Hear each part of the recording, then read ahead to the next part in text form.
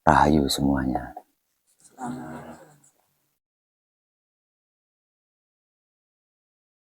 Panjenengan masih ingat enggak? Dulu saya pernah bilang bahwa yang mampu mengawal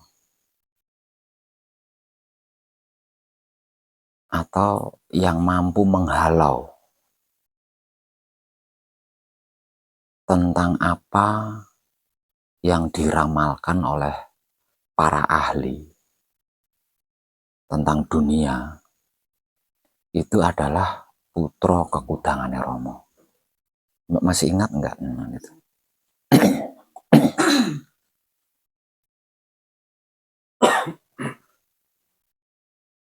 Nah, saat ini sudah waktunya putra kekudangannya Romo itu mempersiapkan diri sebagai seorang pengawal atau sebagai seorang pengawal yang nantinya sewaktu-waktu akan menghalau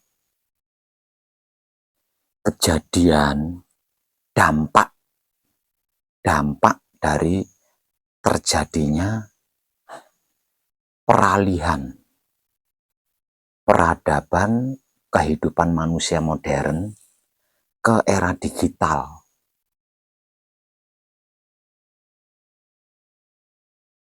Sebenarnya ini sudah mulai terjadi dari manusia modern ke manusia digital ini sudah mulai terjadi. Namun kan belum totalitas. Masih individu, masih orang-orang tertentu saja. Belum seluruhnya.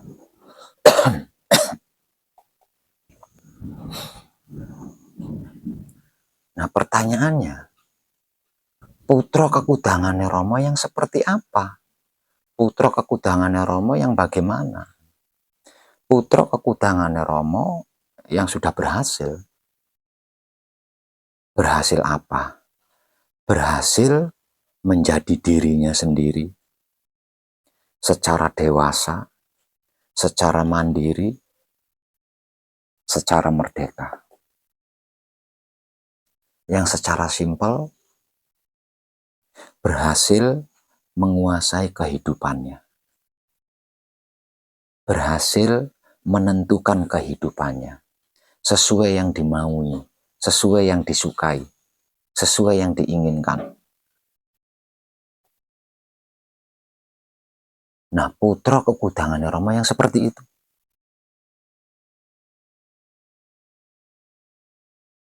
Yang bisa mengawal, yang bisa menghalau dampak daripada kejadian peralihan peradaban kehidupan manusia modern ke era digital.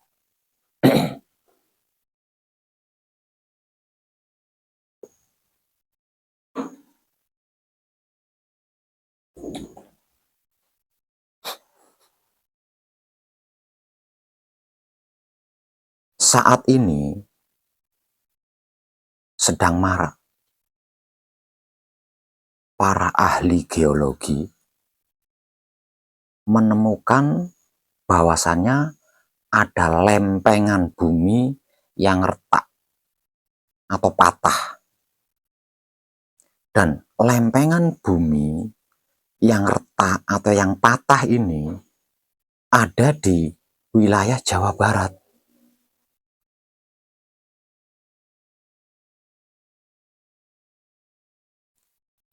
Artinya seluruh Jawa Barat khususnya, Jawa Tengah, Jawa Timur tetap akan ikut mendapatkan dampaknya. Namun karena kejadiannya ada di wilayah Jawa Barat, berarti kan yang terparah itu Jawa Barat.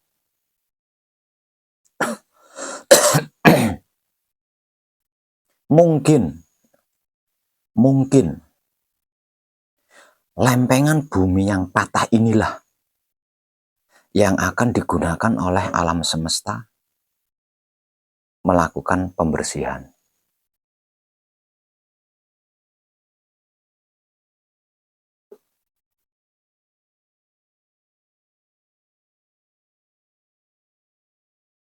sebelum saya ke sini sudah nyimak ya video-video baru saya, kadangan di beberapa titik, yang pada intinya bahwa terbentuknya Pulau Jawa itu karena abduksi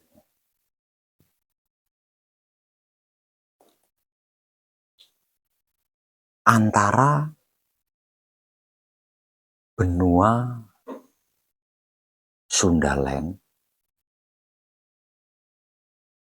dengan Samudra India, Australia.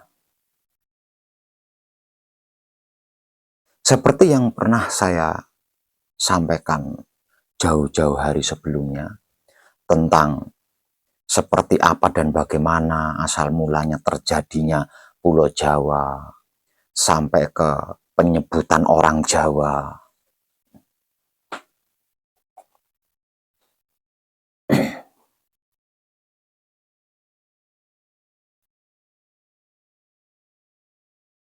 Penyampaian saya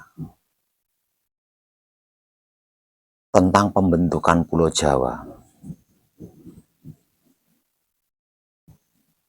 yang dilakukan oleh para pendahulu kita atau para leluhur kita dengan memotong gunung terbesar dan tertinggi yang ada di negara India, kemudian dibawa ke Pulau Jawa sebagai pemberat dan bla bla bla bla bla lainnya.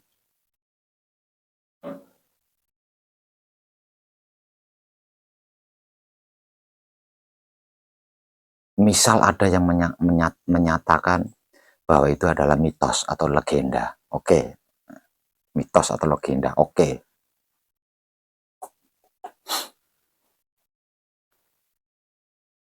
Namun di sisi lain, para ahli geologi membahas tentang ini. Yang intinya sama, yaitu abduksi. Intinya kan itu. Hanya saja para ahli geologi menjelaskannya dengan akal. Sedangkan sejarah peninggalan para leluhur kita itu kan tidak menggunakan akal. Nah, karena apa? Karena para leluhur kita bukanlah makhluk biasa, bukan orang biasa. Itu terbukti dari terjadinya bangunan-bangunan candi-candi yang tersebar di seluruh penjuru Nusantara. Bahkan orang modern saja belum tentu bisa itu. Belum tentu bisa itu membuat bangunan seperti candi-candi yang sudah ada itu. Borobudur misalnya, Prambanan misalnya, coba para arsitek modern disuruh membuat candi seperti itu, bisa nggak? Pasti pusing itu. Bagaimana menyusun batunya diambil dari mana, batu segede itu caranya bawa bagaimana, nggak ketemu akalnya manusia modern.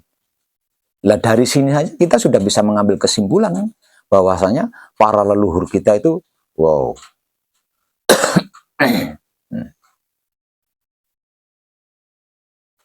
Nah, batu-batu yang disusun dengan begitu rapi dan indah berbentuk candi itu kalau dibongkar satu batu aja ndak akan mampu 10 orang ngangkat itu. Besarnya batu itu lah. Besarnya batu itu. 10 orang ngangkat itu belum tentu mampu. Saking beratnya. Maka di area candi tidak ada produksi batu. Di area candinya nggak ada produksi batu. Nggak ada gunung batu yang dijadikan bahan untuk pembuatan batu. Kan nggak ada. Lalu batu-batu itu diambil dari mana? Ngangkatnya pakai apa? Nggak masuk. Kalau akalnya manusia modern nggak masuk. Begitu juga dengan kejadian gunung terbesar dan tertinggi di wilayah India, dipotong ujungnya, kemudian dibawa ke Pulau Jawa sebagai pemberat.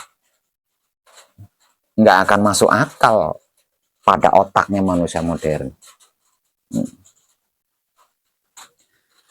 Namun secara logika modern, para ahli geologi menjelaskan tentang ini dengan istilah abduksi. Apa itu abduksi itu? Abduksi itu adalah lempengan padat bersatu dengan lempengan ringan. Jadi antara lempengan padat berat bersatu dengan lempengan ringan. Ini bersatu. Ini yang dimaksud abduksi. Nah, seperti ini kan. Nah, ini dijelaskan dengan logika oleh para ahli geologi. Nah, ini kan sama, kalau diambil kesimpulannya kan sama.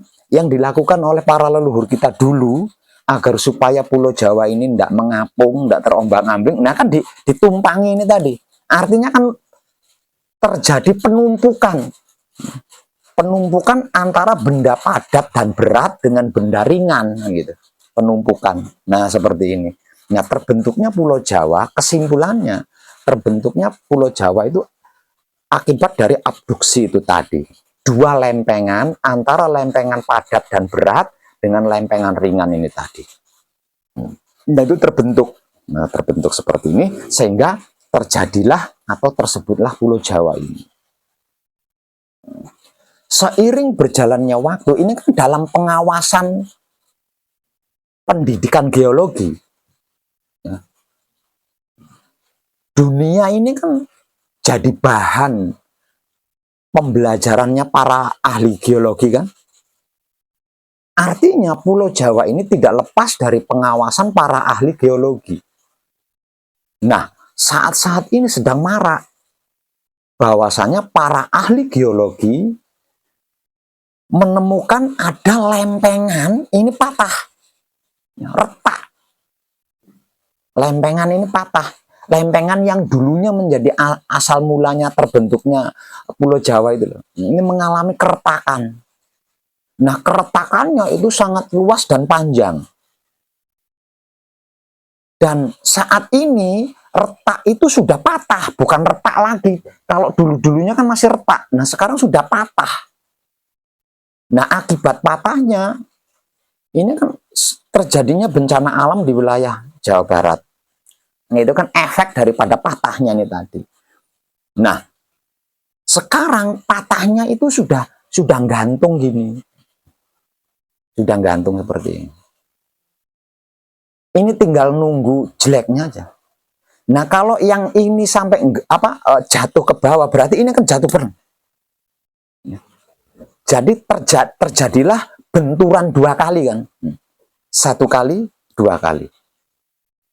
Nah, ini akan menggetarkan bumi dan mengguncang lautan. Menggetarkan bumi, istilah modernnya gempa bumi. Nah, lautan yang terguncang, istilah modernnya tsunami.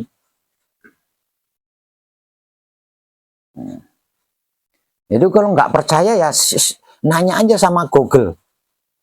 Ketik tentang lempengan ini. Nah, ini para ahli geologi sedang membahas ini. Sedang membahas kemungkinan-kemungkinan yang akan terjadi manakala lempengan ini ambles. Sebab karena itu, di sepanjang lautan, entah itu laut utara atau laut selatan, diberi petunjuk bagaimana caranya menghindar. Ada tulisannya pakai evakuasi gitu ya. Kasih anak panah, titik kumpulnya dipastikan. Itu apa tujuannya? Menjaga ini tadi loh, kalau sewaktu-waktu terjadi. Coba aja perhatikan panjenengan ke pantai. Pasti ada arah petunjuk gitu ya. Larinya ke sini, nanti titik kumpulnya di sini itu ada di setiap pantai itu. Entah itu pantai utara Jawa maupun pantai selatan Jawa. Itu pasti ada itu. Karena apa? Karena para ahli geologi mengetahui ini. Artinya menjaga kemungkinannya itu tadi.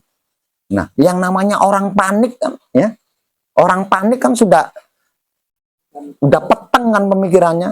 Nah, dengan adanya petunjuk-petunjuk untuk menyelamatkan diri, untuk menuju ke titik kumpul agar mudah dijemput oleh para penyelamat gitu ya. Makanya dikasih petunjuk di setiap tepi pantai itu. Nah, itu karena apa? Itu bukan semata, itu bukan hiasan itu. tulisan-tulisan itu bukan hiasan, ya, atau bukan para pegawai negara kita itu bukan karena kebanyakan uang terus buang-buang dana membuat seperti itu. Itu ada maksudnya. Karena apa? Karena ditemukan ada lempengan patah ini tadi. Ada lempengan patah itu tadi. Nah, lempengan bumi ini, lempengan bumi yang patah ini terdapat di Jawa Barat. Jadi membentang. Lempengan yang membentang dari pantai selatan ke pantai utara. Ini mulai dari Sukabumi, Bandung, Garut, Tasik, sampai ke Purwakarta, sampai ke Subang. Nah, ini kalau sampai ini ambles gini, berarti yang di atas ini kan lebih kenceng lagi kan, ya, hentakannya kan lebih kenceng lagi. Nah, kalau yang pertama ini gempa bumi akan menggetarkan Pulau Jawa, ya, amblesnya ini tadi. Nah, yang keduanya ini tadi, nah ini yang akan mengganggu lautan, yang akan mengoyak air laut sehingga terjadi tsunami yang tidak terbayangkan besarnya itu. Bahkan para ahli spiritual meramalkan tenggelam karena tsunami ini tadi, meramalkan tenggelam. Artinya Pulau Jawa, khususnya daerah Jawa Barat ini kan dalam keadaan terancam, dalam keadaan tidak aman-aman saja, tidak baik-baik saja. Kemungkinan patahnya lempeng bumi ini loh yang akan digunakan oleh alam semesta untuk melakukan pembersihan. Secara laku spiritual hakikat hidup, yang punya kemampuan, yang punya hak, yang bisa mengawal apapun yang akan terjadi di Pulau Jawa, ini kan putra kekudangannya Romo.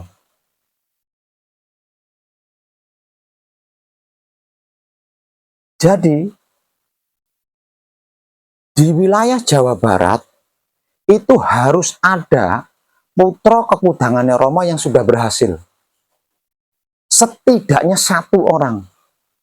Setidaknya. Lebih dari satu, lebih kuat.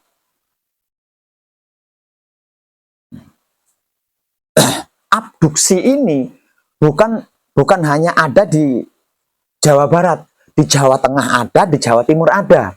Namun, abduksi di Jawa Tengah dan Jawa Timur ini aman. Dalam keadaan aman. Namun tidak menutup kemungkinan yang namanya lapisan ini kan bisa bergeser, ya, bisa bergeser. Jadi abduksi itu dua lempeng yang tidak bersatu, hanya saling menyusun saja, ya, saling menyusun gini. Jadi ini kan tidak ada ikatan kuat, jadi tidak menutup kemungkinan bisa geser begini, bisa geser gini kan. Itu yang membedakan Pulau Jawa dengan pulau-pulau lainnya itu seperti itu. Nah, yang mengalami retak dan patah ini adalah lempengan bumi yang ada di wilayah Jawa Barat. Ini itu membentang dari pantai selatan sampai ke pantai utara. Dan dampak yang paling parah akibat ini adalah wilayah seluruh Jakarta. Seluruh Jakarta.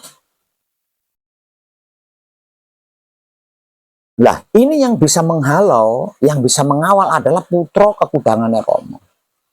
Nah, putra kekudangannya Romo ini kan tidak hanya laki-laki, perempuan pun sama. Nah, di wilayah Tasik yang bisa saya katakan 99% aktif kan panjenengan perempuan di sini.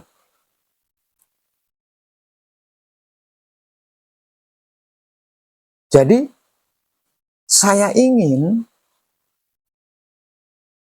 manunggal jati panjenengan itu berhasil. Karena apa? Satu, panjenengan bisa menguasai kehidupan panjenengan sendiri. Yang kedua, tempat di mana panjenengan tinggal ini loh, sedang dalam keadaan tidak baik-baik saja.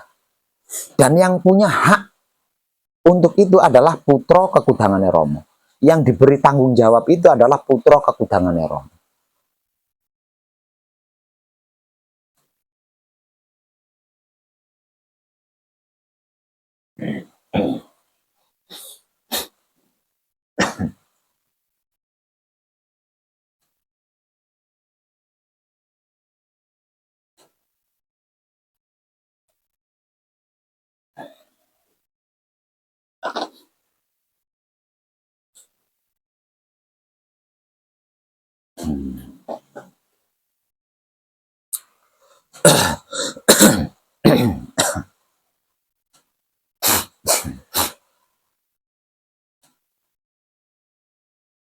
Ketika manekung atau gembleng, semua, segala, bahkan seluruhnya tentang apa dan bagaimana arti maksudnya Wahyu Pancagaib dan Wahyu Pancalaku, tentang kemana arah tujuannya Wahyu Pancagaib dan Wahyu Pancalaku, kan sudah saya berikan semua. Enggak tersisa, sama sekali enggak tersisa. Saya curahkan semuanya, segalanya, seluruhnya. Dan semuanya, segalanya, seluruhnya, itu endingnya kan hanya ada dua. Nah, ending lakunya itu hanya ada dua. Setelah selesai manekung, setelah selesai gembleng, laku kita adalah mempertahankan manunggal jati. Lah, mempertahankan manunggal jati, endingnya laku mempertahankan manunggal jati ini kan hanya ada dua hal saja. Satu, diam ketika bersamadi setelah patrap. Yang kedua, menikmati rasanya kelakuan diri sendiri menggunakan kesadaran cinta kasih sayang hidup di luar patrap samadi.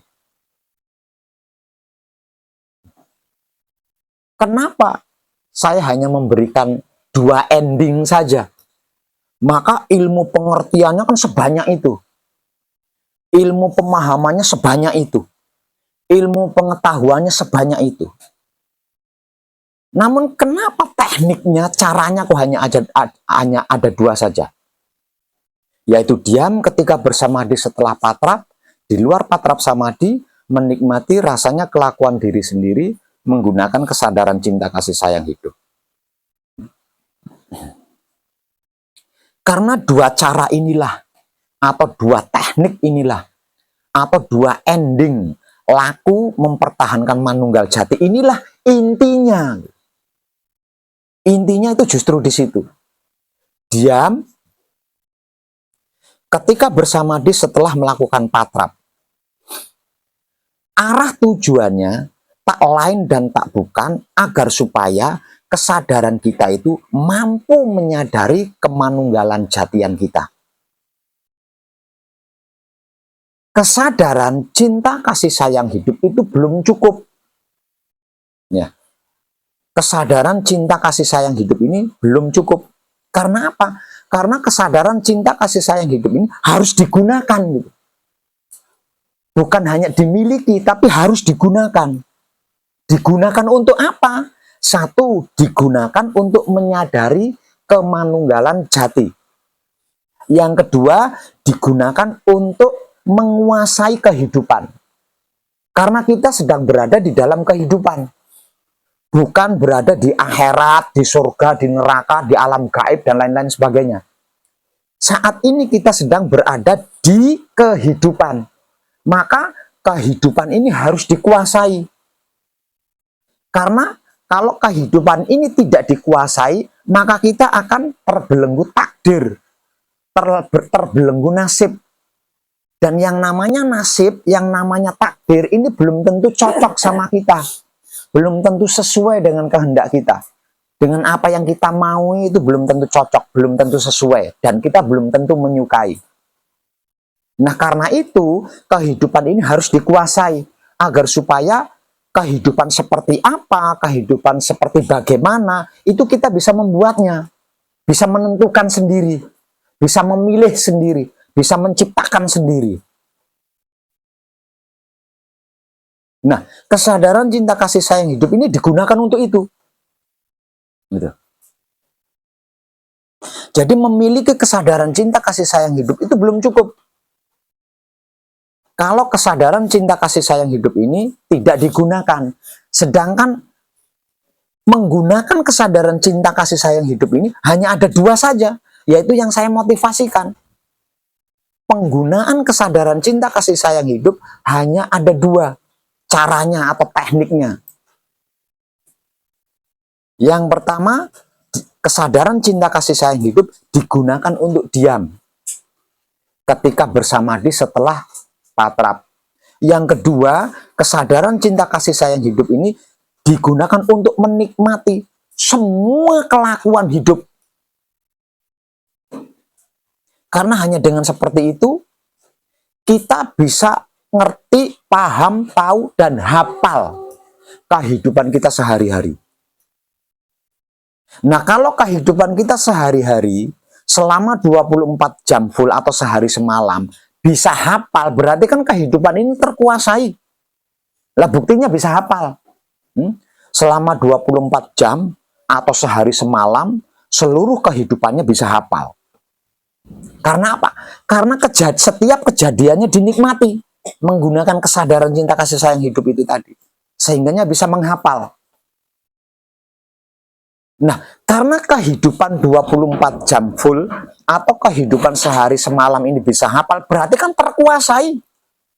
Nah, kalau sudah bisa menguasai kehidupannya, berarti kan kehidupan ini sudah menjadi ketentuan saya sendiri.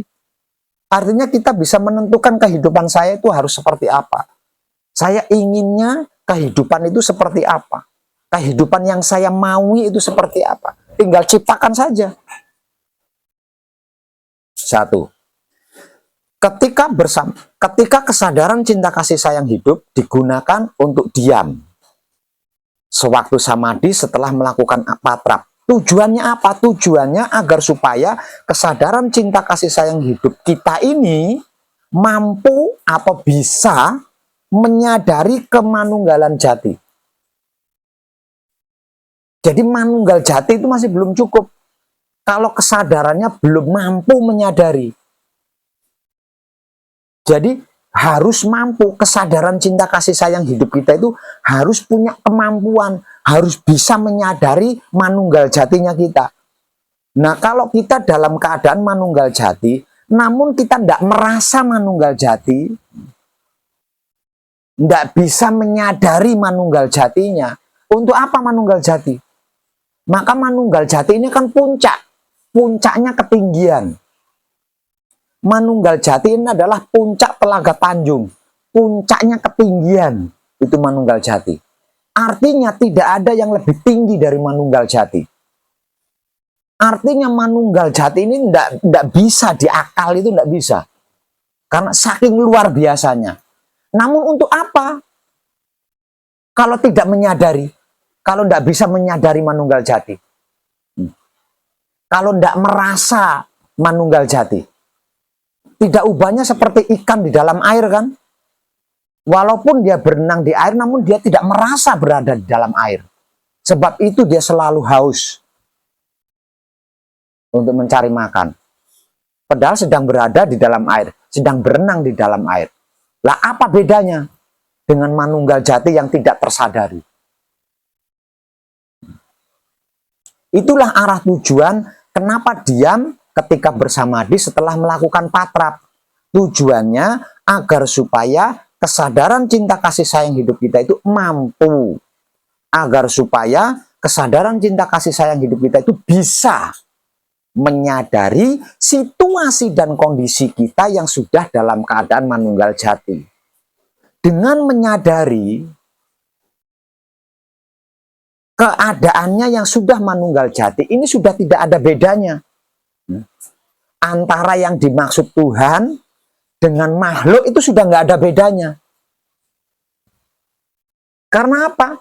Karena yang dimaksud Tuhan itu adalah hatinya makhluk. Sedangkan yang dimaksud makhluk adalah wujud kenyataannya yang dimaksud Tuhan. Nah, kalau hati dan wujud ini bersatu, lalu bedanya di mana? Artinya tidak terkirakan hebatnya seperti apa kalau manunggal jati ini bisa disadari, bisa diketahui, bisa dirasakan, bisa dinikmati, bisa dinyatakan. Terlebih lagi, Palungguh Jati sudah saya uraikan selengkapnya. Udah nggak ada yang lebih tinggi dari itu. Sudah nggak ada yang lebih tinggi dari itu. Nah, kalau ilmu pengertiannya kan sudah melampaui cukup. Ilmu pemahamannya juga sudah melampaui cukup. Nah, kalau ilmu pengetahuannya, kenapa harus diam ketika bersamadi setelah patrap? Kenapa harus menikmati rasanya kelakuan diri sendiri, menggunakan kesadaran cinta kasih sayang hidup di luar patrap samadhi? Kok enggak yang lain-lainnya? Karena arah tujuannya diam ketika bersamadi setelah patrap agar supaya kesadaran cinta kasih sayang hidup kita itu memiliki kemampuan atau memiliki kebisaan untuk menyadari manunggal jati. Dengan menyadari bahwa dirinya sudah dalam keadaan manunggal jati, maka apapun tinggal Palungguh Jati berfirman. Palungguh Jati bersabda. Palungguh Jati berfirman. Terjadilah. Palungguh Jati bersabda. Terjadilah. Palungguh Jati melakukan. Terjadilah. Tinggal gitu toh. Kalau manunggal jatinya mampu disadari. Itulah arah tujuannya diam ketika bersamadi setelah melakukan patrap. Kalau tidak diam, kesadaran kita tidak akan mampu menyadari manunggal jati. Karena manunggal jati ini ukurannya alam semesta seisinya tanpa terkecuali. Dibutuhkan kesadaran tinggi sekali. Dibutuhkan kesadaran tinggi sekali. Nah, kalau kesadaran tinggi sekali, berarti kan Tuhan itu sendiri. Nah, kita bukan Tuhan. Jadi, karena kesadaran kita bukan kesadaran tinggi sekali, maka kita harus menggunakan cara atau harus menggunakan teknik diam. Agar supaya kesadaran kita yang belum tinggi sekali ini mampu menyadari manunggal jati kita. Itu tujuannya. Nah, sedangkan menikmati rasanya kelakuan diri sendiri, menggunakan kesadaran cinta kasih sayang hidup, di luar patrap samadhi, tujuannya apa? Tujuannya menguasai kehidupan. Kita sedang berada dalam kehidupan saat ini. Saat ini kita sedang berada di dalam kehidupan. Yang namanya kehidupan itu alam semesta seisinya. Ada berapa miliar isinya alam semesta? Yang ada pada diri kita sendiri saja kita sudah repot. Apalagi berkaitan dengan isinya, seluruh isinya alam semesta yang jumlahnya miliaran. Sudah pasti pening. Sudah pasti pening. Nah, agar supaya tidak pusing, mikirin isinya alam semesta yang jumlahnya miliaran itu, jadi tidak perlu kita mencari pengertiannya, mencari pemahamannya, mencari pengetahuannya antara makhluk demi makhluk yang jumlahnya miliaran itu tadi loh. Cukup nikmati rasanya, apapun itu. menggunakan kesadaran cinta kasih sayang hidup. Hanya dengan seperti itu, kita akan mengerti, kita akan memahami, kita akan mengetahui kehidupan kita sendiri. Nggak usah mikirin alam semesta seisinya yang jumlahnya miliaran itu. Kehidupan kita dulu. Kehidupan kita dulu. Nah, kalau kehidupan kita sendiri selama 24 jam, selama sehari semalam, ini ngerti, paham, tahu, ya sudah pasti alam kehidupan alam semesta tahu. Sebab intisarinya kehidupan alam semesta walaupun jumlahnya miliaran itu ada di dalam diri kita, yaitu wahyu pancagaib atau sedulur papat kalimo pancer. Nah, kalau kita bisa menguasai kehidupan kita sendiri, maka tanpa sengaja kita juga bisa menguasai kehidupan di alam semesta. Itu lebih simpel dan tidak memusingkan.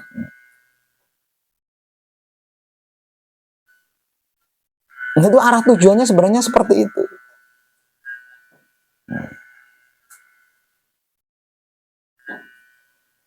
Menyadari manunggal jati dirinya dan menguasai kehidupan pribadinya.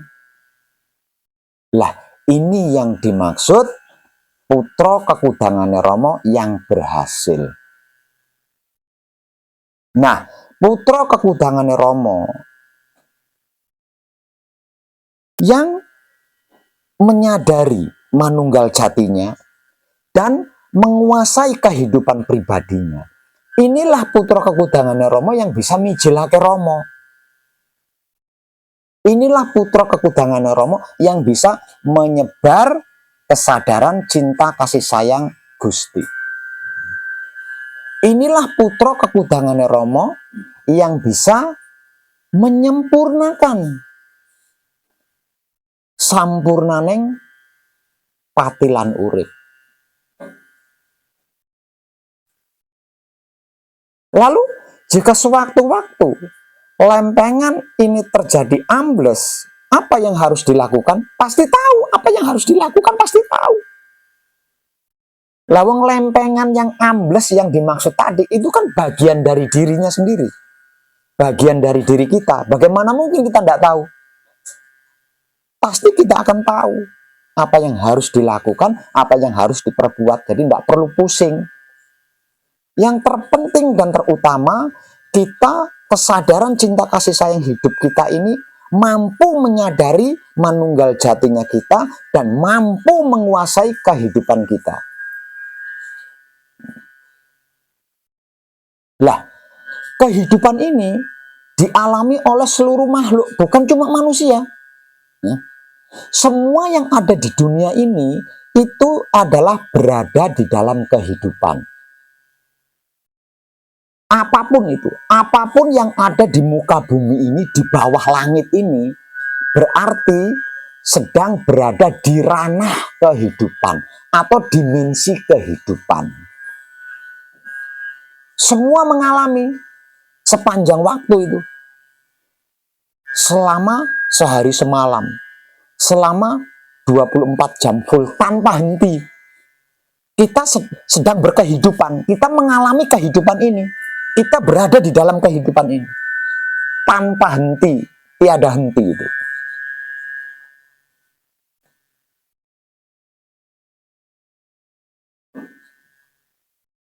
Dan yang dimaksud kehidupan sesungguhnya hanya ada 3 hal saja. Apapun kejadiannya, apapun kejadiannya dan bagaimanapun kejadiannya, tetap hanya 3 hal saja, yaitu sebelum kejadian, ketika kejadian, dan sesudah kejadian. Hanya itu saja, apapun bentuknya itu. Itulah yang dimaksud kehidupan. Jadi yang dimaksud kehidupan itu adalah sebelum kejadian, ketika kejadian, dan sesudah kejadian. Semua makhluk yang ada di muka bumi ini mengalami itu. Jadi bukan cuma putra kekudangane Rama. bukan cuma manusia, seluruh makhluk, bahkan tumbuh-tumbuhan, itu pun mengalami sebelum, ketika, dan sesudah. Misal contoh tumbuh-tumbuhan, sebelum tumbuh, ketika tumbuh, dan sesudah tumbuh kan. Daunnya rontok. Sebelum daunnya rontok, ketika daunnya rontok, dan sesudah daunnya rontok. Itu tuh untuk ukuran tumbuh-tumbuhan. Semua makhluk mengalami. Nah, kita sebagai putra kekudangannya Romo yang sedang berada di ranah Manunggal Jati harus menguasai ini. Harus menguasai kehidupan. Namun bagaimana mungkin bisa menguasai kehidupan kalau Manunggal Jatinya tidak mampu disadari? Ya? Sadari bahwa panjenengan ada di dalam situasi dan kondisi Manunggal Jati.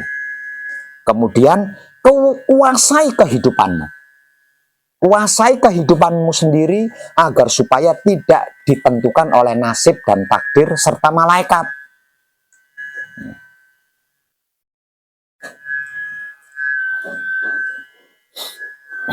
Itulah yang saya maksud putra kekudangannya Romo yang berhasil. Nah, putra kekudangannya Romo yang seperti ini harus ada di wilayah Jawa Barat. Walaupun hanya satu orang. Lebih dari satu orang, lebih kuat. Lebih pasti lagi, lempengan ini tidak akan terjadi ambles. Bahkan tidak menutup kemungkinan lempengan ini akan kembali nyambung.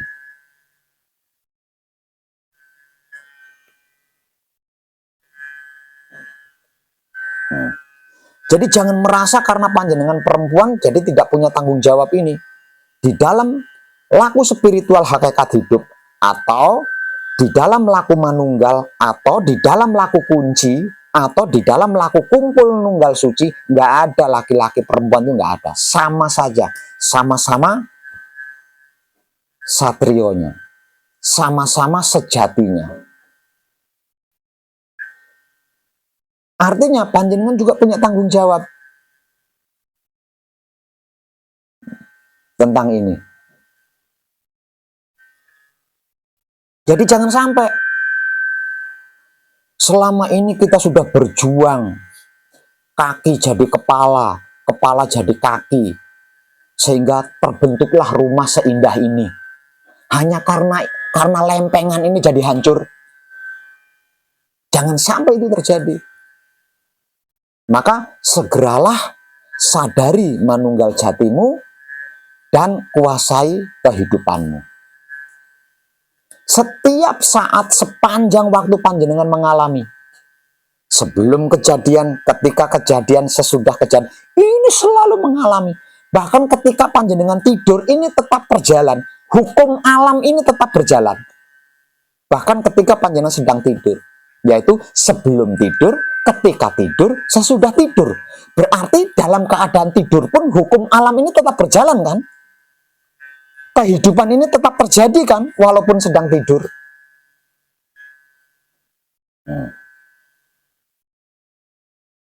Di dalam wahyu panca gaib tersebut sebagai sirolah, datolah, sipatolah. Kalau dikunci, kalau dipaweling, siji-siji, loro-loro, telu telonono. Sirolah, datolah, sipatolah, atau siji-siji, loro-loro, telu telonono, tak lain dan tak bukan adalah sebelum kejadian, ketika kejadian, dan sesudah kejadian. Untuk menghafal kehidupan sepanjang waktu, kita harus tahu rasanya sebelum kejadian, rasanya ketika kejadian, dan rasanya sesudah kejadian. Karena itulah yang dimaksud kehidupan. Sebab karena itu saya memberi motivasi, nikmati rasanya kelakuan diri sendiri menggunakan kesadaran cinta kasih sayang hidup. Apapun itu. Tujuannya apa? Tujuannya agar supaya mengetahui, agar supaya memahami. agar supaya mengerti rasanya sebelum kejadian itu seperti apa, rasanya ketika kejadian itu seperti apa, rasanya ketika sesudah kejadian itu seperti apa. Kalau ngerti, paham, tahu, berarti menguasai kehidupan. Nah, kalau sudah menguasai kehidupan,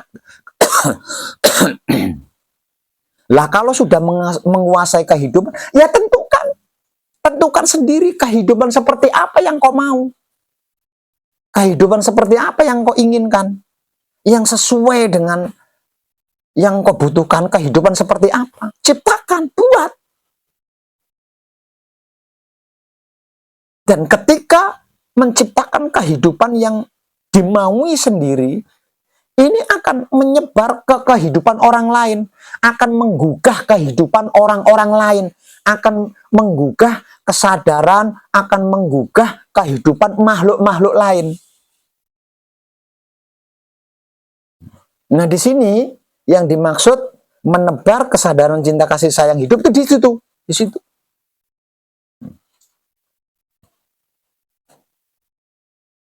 Nah, kalau sesudah menekung, semenjak sesudah gembleng, sampai detik ini, belum menguasai itu, berarti panjenengan kurang jeli, kurang teliti. Ketika diam, di saat samadhi, sesudah patra, panjenengan kurang teliti, kurang jeli. Sehingga kesadaran panjenengan tidak memiliki kemampuan untuk menyadari manunggal jatinya panjenengan. Ketika panjenengan menikmati rasanya kelakuan diri sendiri, menggunakan kesadaran cinta kasih sayang hidup dalam hal apapun di luar patrap samadhi, kurang jeli, kurang teliti kalau sampai tidak mengerti, tidak memahami, tidak mengetahui rasanya sebelum kejadian, rasanya ketika kejadian, rasanya sesudah kejadian. Kok sampai enggak terkuasai, kan berarti kurang jeli. Lawang dilakukan sepanjang waktu. Kita melakukannya sepanjang hari, sepanjang waktu, setiap saat itu melakukan selama 24 jam full atau sehari semalam. Bahkan ketika tidur. Nah, kalau sampai tidak menguasai berarti kan enggak jeli itu. Enggak teliti kan berarti. Kalau sampai enggak menguasai, lawang dilakukan setiap saat. Dialami setiap saat. Kalau mau minum berarti sebelum minum. Ketika minum, sesudah minum. Kalau makan berarti sebelum makan. Ketika makan, sesudah makan. Nah, kalau merokok berarti sebelum merokok, ketika merokok, sesudah merokok. Nah, ini kan sepanjang waktu dilakukan. Kenapa rasanya kok tidak terkuasai? Berarti kan tidak teliti, kurang jeli.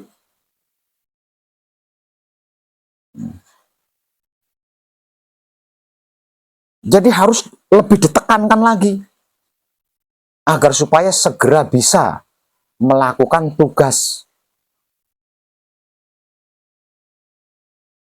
Terlebih lagi, tempat di mana panjenengan tinggal, kabarnya menurut para ahli geologi seperti itu. Jadi jangan sampai perjalanan, perjuangan, pengorbanan kita selama ini sia-sia hanya kejadian ini tadi, ya, hanya karena kejadian ini tadi.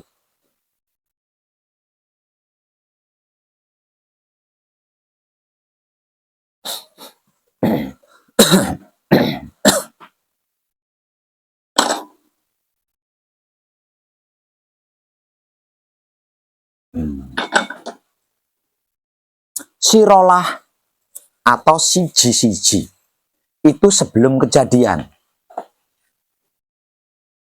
Datolah atau loro-loro itu ketika kejadian. Sipatolah atau telu telonono itu sesudah kejadian.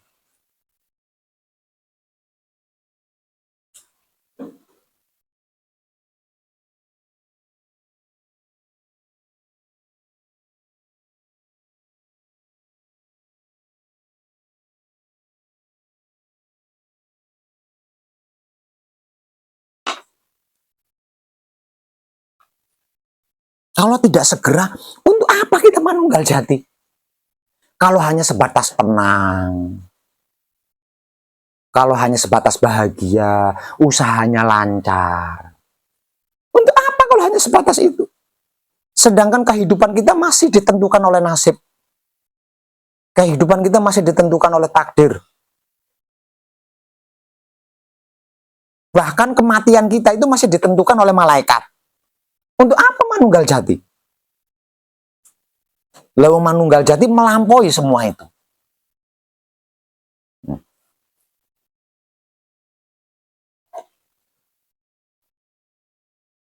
Jadi kesimpulannya, agar supaya kita terbebas dari belenggu takdir dan nasib, sehingga bisa menentukan kehidupan sendiri, segera sadari manunggal jatimu.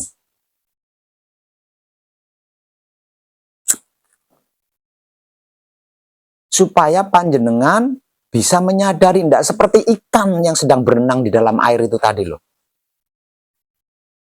Sedang berenang di dalam air, tapi tidak merasa kalau sedang berenang di dalam air.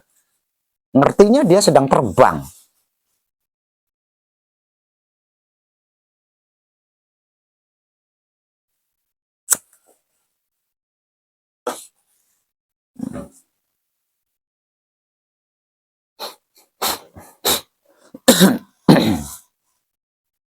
Secara spiritual awam dan umum, 95% maksiat itu adanya di kaum perempuan. Ini spiritual awam dan umum loh ya. 95% itu maksiat adanya di kaum perempuan.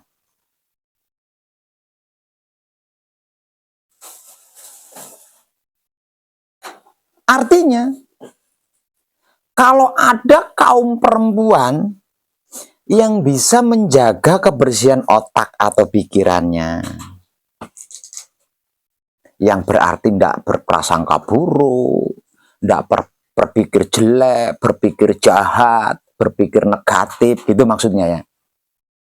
Kalau sampai ada seorang perempuan yang mampu menjaga kebersihan hati atau batinnya, dalam artian tidak memiliki rasa dan perasaan sirik, iri, dengki, benci, bully, cemburu, memfitnah. Kalau ada seorang perempuan mampu menjaga kebersihan kelamin atau syahwatnya, dalam artian tidak punya keinginan mencari-cari kesalahan orang lain, mencari-cari keburukan orang lain, mencari-cari kekurangan orang lain, untuk dipermalukan, untuk dijatuhkan, untuk dihina, untuk dihakimi, berarti lebih hebat dari laki-laki. Berarti laki-laki nggak ada apa-apanya kan? Laki-laki bisa melakukan itu. Lawang keburukan yang berada pada diri laki-laki hanya 5% saja. Letak hebatnya di mana? Nah, kalau perempuan, konon katanya kan 95%. Nah, kalau perempuan mampu berarti kan lebih hebat dari laki-laki. Seperti halnya manusia dengan malaikat. Menurut spiritual awam dan umum, malaikat itu kan makhluk suci. Biasalah kalau malaikat makhluk suci dikatakan, disebut makhluk suci. Itu hal biasa karena malaikat tidak punya kelamin, tidak punya syahwat. Manusia hina, makhluk hina. Wajar karena punya kelamin, punya syahwat. Namun kalau ada manusia yang mampu menjaga kelaminnya atau syahwatnya, ya lebih hebat dari malaikat lah. Ya enggak? Lebih hebat dari malaikat. Begitu juga kaum perempuan.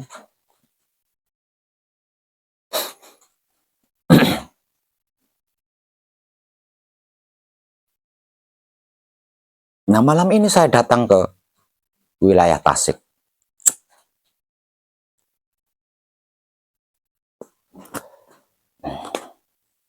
Dan yang diberi kesempatan hadir malam ini, sebagian besarnya adalah perempuan.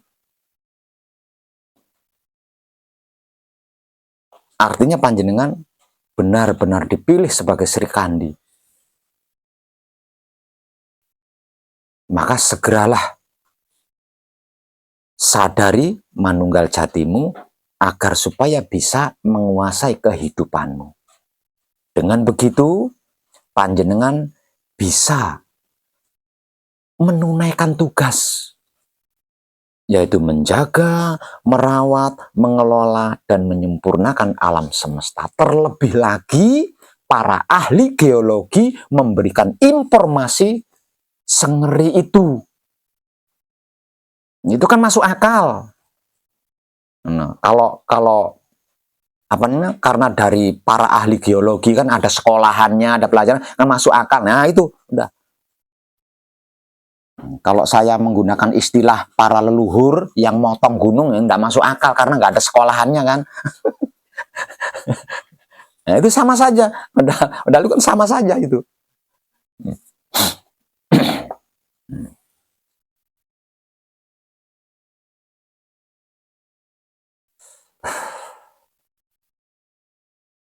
Lah nanti caranya enggak usah dipikirin, pasti tahu. Kalau kita mampu menyadari manunggal jati kita, kalau kita sudah menguasai kehidupan kita sendiri, tahu. Karena apa? Karena bisa berkomunikasi dengan alam. Bisa berkomunikasi dengan alam. Apapun yang dialami oleh alam itu akan dikomunikasikan kepada kita. Karena adanya koneksi. Jadi nggak usah mikirin bagaimana caranya. Yang terpenting dan utama harus segera berusaha menyadari manunggal jatinya agar supaya bisa menguasai kehidupannya. Dengan seperti itu, Putra Kekudangan Romo dinyatakan berhasil mencapai puncak Telaga Tanjung.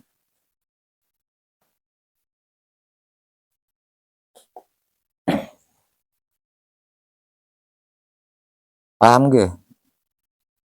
Ini bukan berarti saya berbicara hanya untuk wanita sejati di wilayah Tasik ini.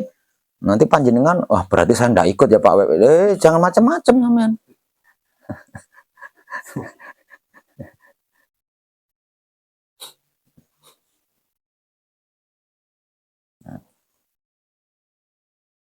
Sepanjang sejarah, sejak zaman nenek moyang kita dulu sampai sekarang, jika ada seorang perempuan berspiritual atau seorang perempuan laku dan itu bersungguh-sungguh, sudah pasti hasilnya lebih hebat dari kaum lelaki. Itu dari dulu memang sejarahnya seperti itu. Bahkan seorang pendekar perempuan, kalau dalam istilah awam dan umumnya itu pendekar putih katanya ya. Nah, kalau yang menyukai kebaikan itu disebutnya pendekar putih. Kalau yang menyukai keburukan itu pendekar hitam, atau ilmu putih atau ilmu hitam gitu ya. Nah itu bahkan seorang pendekar perempuan putih aja itu tidak terkalahkan oleh pendekar laki-laki manapun. Itu untuk membedakannya itu, membandingkannya itu seperti itu. Terkecuali kalau hanya sebatas ikut-ikutan saja.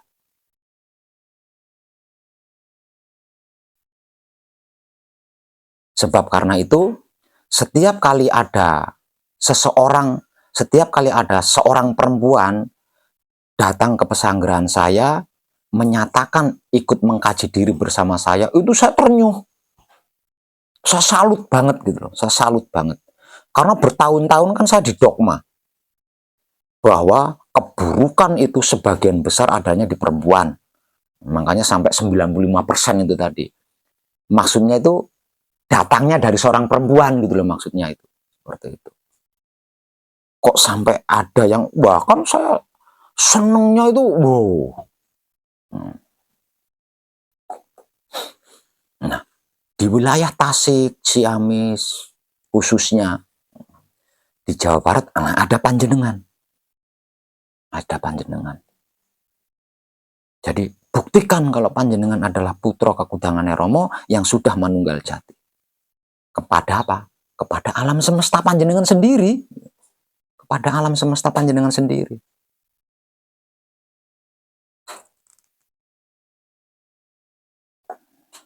Jadi saya nggak percaya. Gitu. Kalau sampai ada yang ngomong, aduh susah sekali ya, sulit sekali ya. Sampai saat ini saya belum bisa ya. Saya nggak percaya itu. Lawang sepanjang hari ngalami. Sepanjang hari melakukan, sepanjang hari mengalami. Kok sampai ngomong sulit, belum bisa, nggak percaya saya. Misalkan iya, berarti nggak teliti, nggak jeli. Itu saja. Nah karena nggak jeli kan jadi lewat aja, dianggapnya angin lalu aja, dianggapnya hal biasa aja, lewat gitu. Padahal itu harus dihafal, itu harus dihafal. Oh, supaya tahu gitu maksudnya kan harus hafal. Oh, sebelum kejadian itu begini toh. Oh, ketika kejadian itu begini toh. Oh, sesudah kejadian itu kan harus hafal itu supaya tahu. Nah, seluruh kehidupan makhluk di muka bumi itu berasal dari situ dan akan kembali ke situ lagi. Makanya harus dikuasai. Dengan menguasainya, kita bisa menciptakan kehidupan seperti apa yang kita mau. Seperti itu.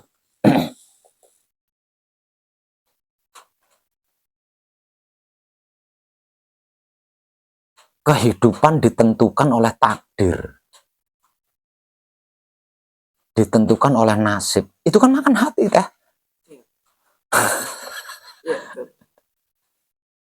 Nakut-nakutin lagi ya. Apalagi kematiannya ditentukan oleh malaikat. Ya kalau kematiannya, pas kematiannya di rumah, seluruh keluarga sedang ngeriung ngumpul. Nah kalau kematiannya terjadi di jalan, aduh amit-amit, ya kan? Nah ini bisa tidak menutup kemungkinan kalau kematiannya ditentukan oleh malaikat kan bisa-bisa saja terjadi kan, suka-sukanya malaikat kan. Makanya segera harus membebaskan diri dari belenggu ini. Nah Manunggal Jati melampaui itu, Manunggal Jati melampaui itu.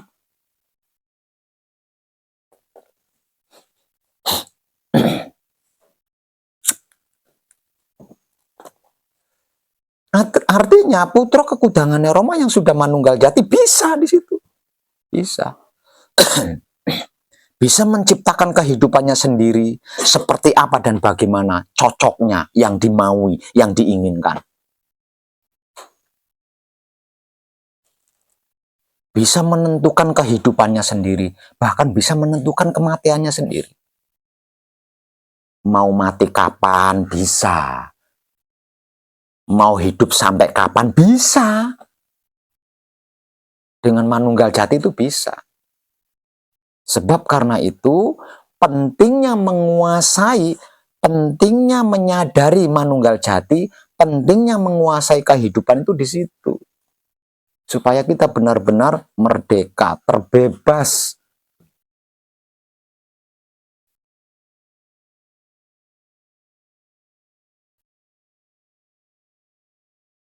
dari mata rantai belenggu secara mandiri dan dewasa.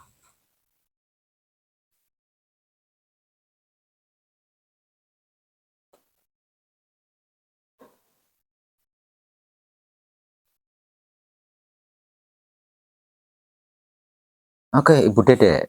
Ya. Ya, Teh Lilis ya. Ya, Ibu Nani, Teh Nani.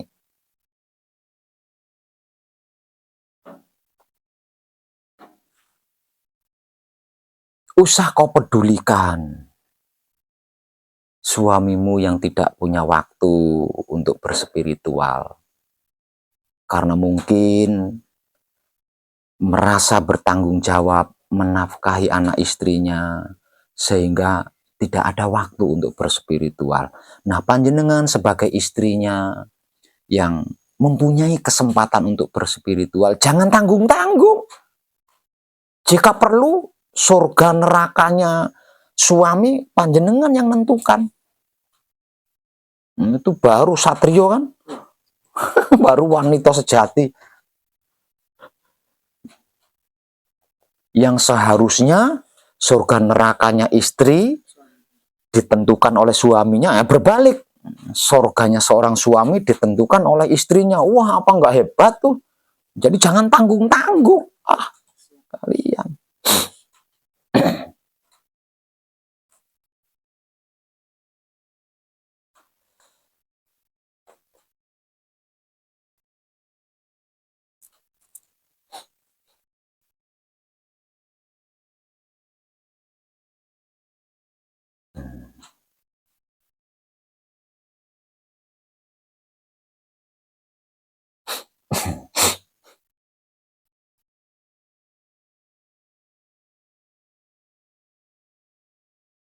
Andai saja sejak dimulai dari selesai manekung atau gembleng, jeli, teliti ketika mempraktekkan dua motivasi dari saya itu, ya harusnya kan sudah terkuasai.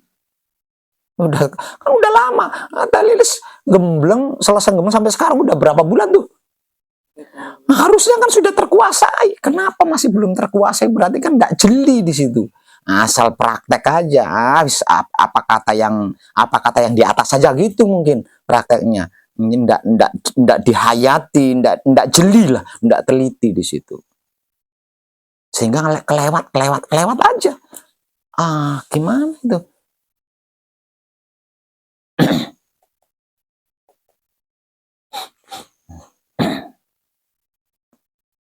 Contoh,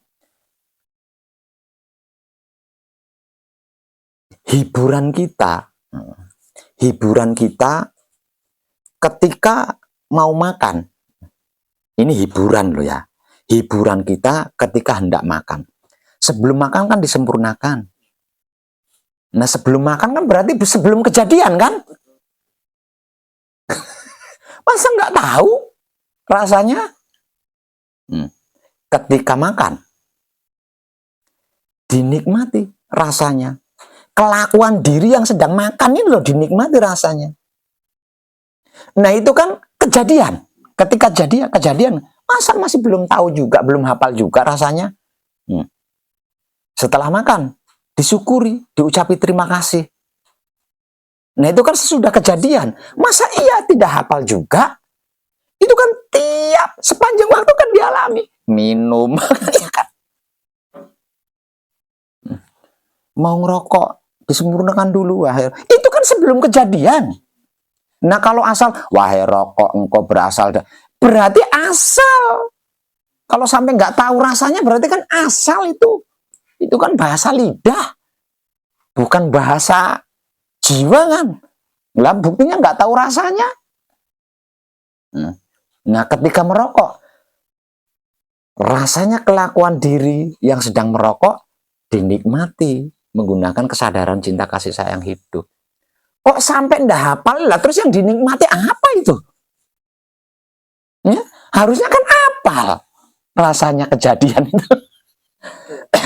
Begitu juga sesudahnya. Ketika bersyukur atau berterima kasih. Nah kalau sampai nggak hafal kan berarti itu hanya asal dilakukan saja, nggak ada penghayatan. Nah itu kan pelajarannya kan real banget kan. Real banget. Sebelum mandi seperti apa, ketika mandi seperti apa, sesudah mandi seperti apa. Nah itu kan sebelum kejadian, ketika kejadian, sesudah kejadian. Tidur, ini yang paling tinggi kan tidur. Ya, karena tidur ini kan kata lain dari mati. Sebelum tidur seperti apa, ketika tidur seperti apa, sesudah tidur seperti apa. Masa nggak apal-apal? Berarti kan tidak ada penghayatan di situ. Kalau ada kejelian, ada penghayatan, nggak harusnya hafal, udah lama. Setelah manekung atau gembleng sampai sekarang kan udah lama itu. Masa nggak hafal-hafal? Kurang paham di sifatnya Pak. Aduh, kumaha.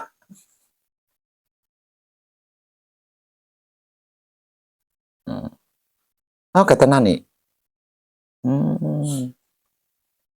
Melakukan sepanjang waktu kok sampai enggak berkuat, namanya sama halnya enggak kontrol kan berarti. Menikmati. Eh, Dat sifatnya, Pak. Sebenarnya mudah itu. Mudah, wong kita melakukannya sepanjang waktu. Kita melakukannya sepanjang waktu, kita mengalaminya, aduh suara saya habis. Erek. Kok sampai nggak hafal-hafal kan? Nggak lucu teh. Ya lucu, harusnya hafal selama itu kan. Sampai selesai manekung berapa bulan? Setahun. Setahun nggak hafal. Rasanya difitnah orang hafal. Hafal. Kenapa rasanya difitnah orang hafal? Rasanya yang dilakukan setiap hari nggak hafal.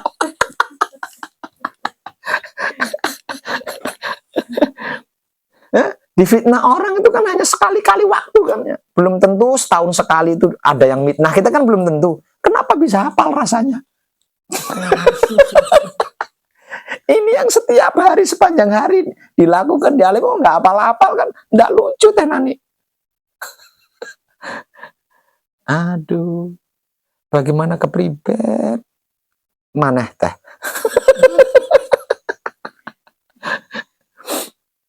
Tuh.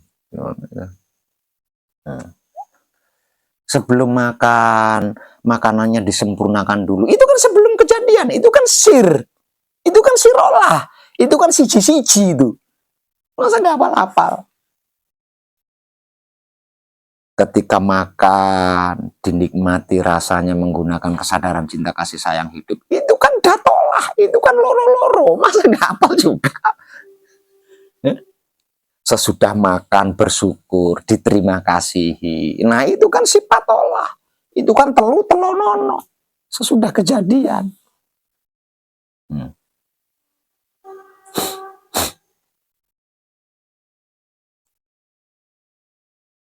Jadi pelajarannya itu sepanjang hari itu ada. Bahkan ketika kita tidur, kajiannya itu. Harusnya kan sudah hafal selama ini.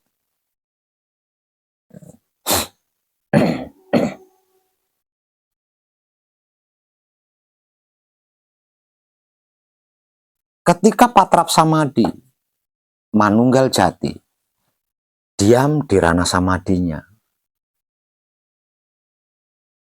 itu harusnya kan mampu menyadari manunggal jatinya. Kan mampu. Karena apa? Karena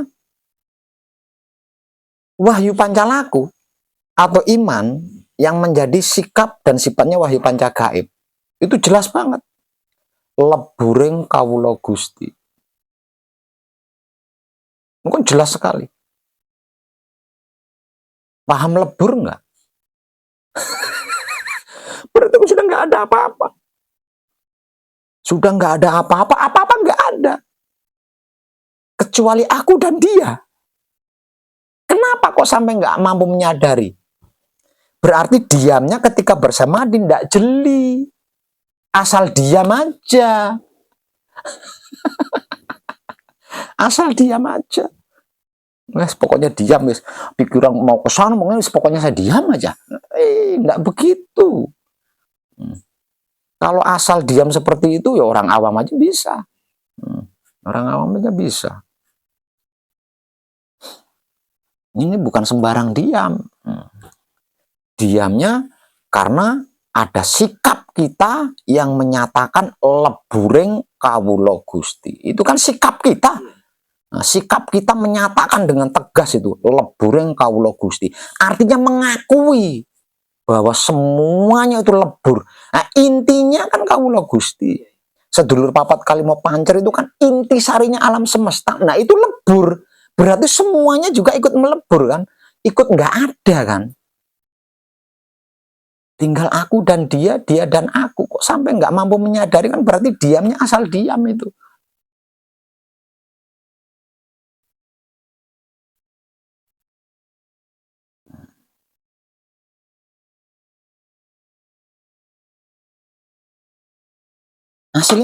Aslinya sesederhana itu loh.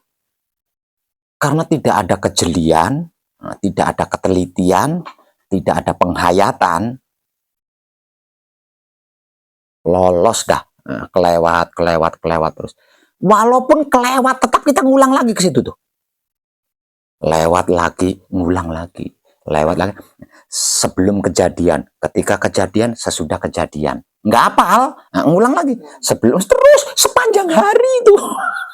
Kejadiannya berbeda-beda. Itu terus. Itulah kehidupan. Itulah kehidupan.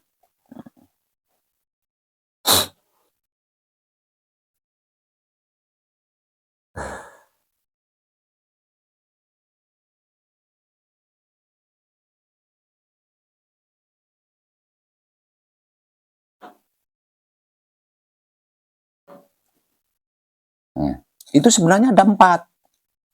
Namun yang keempatnya itu tidak diikut sertakan, karena yang keempatnya itu adalah raga kita, wujud kita yang real ini, yang tidak gaib ini, yang bisa diraba, dipukul ya, terasa sakit, tidak diikut sertakan. Jadi artinya, maksudnya tidak perlu dipelajari lah, udah nyata begini kan. Jadi untuk apa dipelajari? Makanya tidak diikut sertakan. Jadi ya kalau harus diikut sertakan, sirolah, datolah, sipatolah, wujudolah. Nah, ini wujudolahnya ini. Nah, kalau di Paweling, siji-siji, loro-loro, telu telonono, romo mijil. Lah romo mijil itu ini romo mijil. Romo nyata gitu maksudnya, bukan romo gaib, romo nyata ya ini. Tuh. Nah, agar supaya wujud tolah ini kehidupannya sesuai, nah ini kan sudah harus dikuasai dulu sebelum kejadian, ketika kejadian, sesudah kejadian. Ini harus dikuasai. Nah, baru wujud tolah ini tertentukan, karena sudah ditentukan dari 3 langkah ini dulu, dari asal usulnya ini dulu kan. Jadi terjadinya wujud tolah itu kan dari sirolah, datolah, sipatolah. Jadi wujud tolah ini bergantung dari sirolah, datolah, sipatolah kan. Selama sirolah, datolah, sipatolah belum bisa memastikan wujud tolah, maka wujud tolah ini dibungkus nasib takdir. Terbungkus di situ. Nggak bisa bergerak apa-apa dia. Wah, sudah nasib lah. Itu. Nah, seperti itu.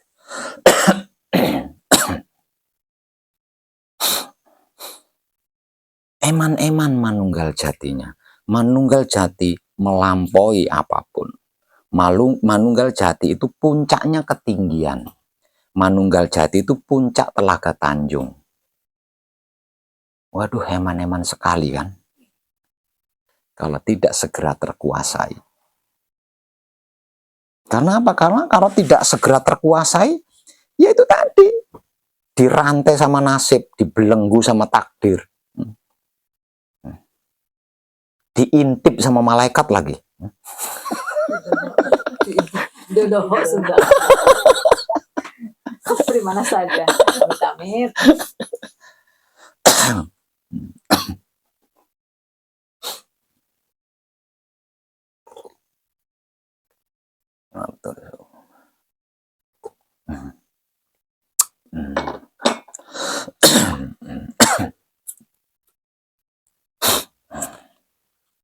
Oke, para Sri Kandi Tasik sama Ciamis.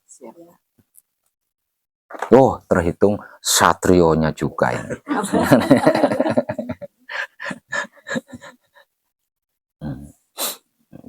Jadi jangan buang waktu, ya, jangan buang waktu. Toh bisa dilakukan di mana saja dalam keadaan apapun. Jadi jangan buang waktu, jangan sia-sia. Terus arahkan perhatianmu ke situ. Apapun itu, masak apa saja, pokoknya arahkan perhatiannya di situ. Arahkan perhatiannya ke sebelum kejadian, ketika kejadian, sesudah kejadian. Ingat, jika berhasil jangan lupa bersyukur atau mengucapkan terima kasih. karena dia akan menjadi tabungan. Apa yang sudah diketahui ini akan jadi tabungan dia. Nanti kan kembali lagi situ tentang hal yang lainnya gitu lagi kan. Terus karena yang namanya kehidupan kan itu. Itu kehidupan. Nah, kalau sehari semalam 24 jam full hafal semua, berarti berhasil menguasai kehidupan. Buktinya lah apal sehari semalam. Tadi saya ngapain, bagaimana, tahu semua. Tahu semua. Nanti biasanya kalau udah tahu semua itu ya, kehidupan sepanjang sehari semalam atau 24 jam itu bisa tahu semua, kan senyum-senyum sendiri. Kok tadi saya gitu ya, tadi saya senyum sendiri. Seperti apa namanya, muter VCD gitu ya. Nonton filmnya sendiri.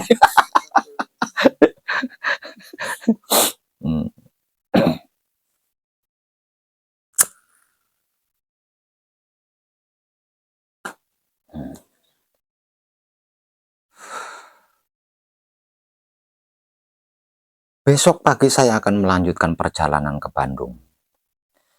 Intinya saya ingin memastikan bahwa di Jawa Barat itu sudah ada putra kekudangannya Romo yang berhasil. Intinya.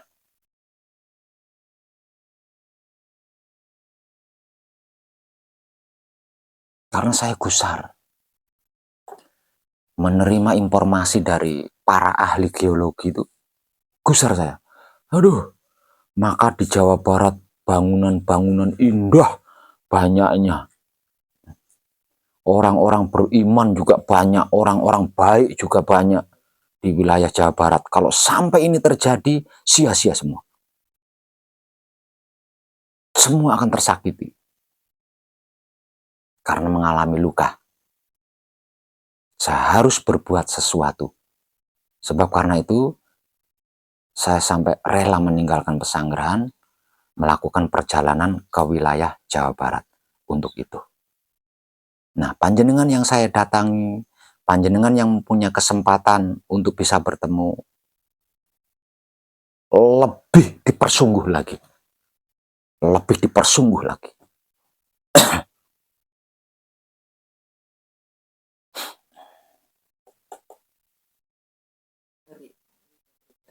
Iya. Saya itu memiliki masa lalu di lapangan. Ya. Saya itu memiliki masa lalu di lapangan. Artinya, kalau ada orang-orang ahli menemukan sains, itu pasti dibagi, di-share ke saya. Karena mereka tahu saya sedang berspiritual seperti ini.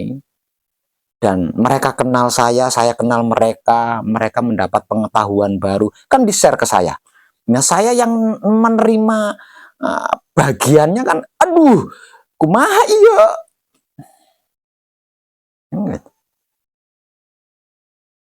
Maka yang punya hak, yang punya kekuatan untuk menghalau dan mengawal kejadiannya adalah putra kekudangannya Romo. Ini kan kadang saya, jadi harus saya pastikan.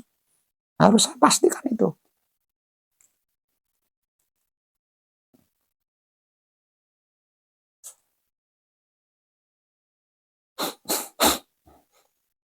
Jadi jangan dikira kalau ada sains baru, penemuan sains baru, saya tidak tahu, itu jangan dikira. Karena saya bekas orang lapangan. Jadi kalau mereka menemukan sains baru itu pasti di-share ke saya. Pasti dibagikan ke saya, ini bagaimana ini langkahmu? Saya menemukan sains seperti ini, saya menemukan keadaan Pulau Jawa ini. Bagaimana? Silahkan.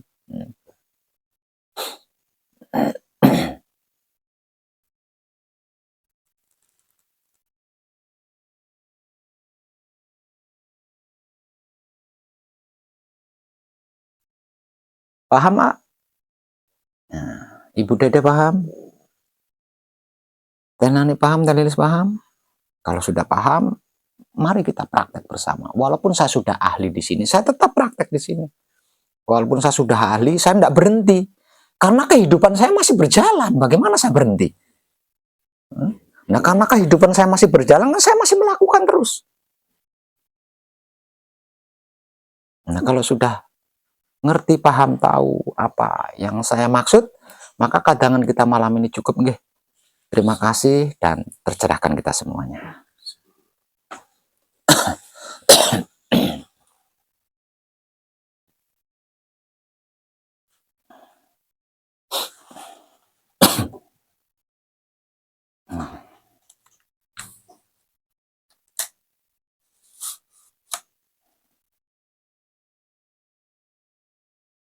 Nah, ini Sri Kandi dari Tasik.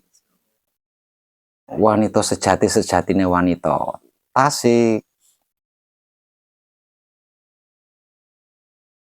Itu Sri Kandi dari Ciamis. Dengan Arjuna dari Ciamis itu. Jadi satrio sejati sejatine satrio dengan wanita sejati sejatine wanita dari Ciamis.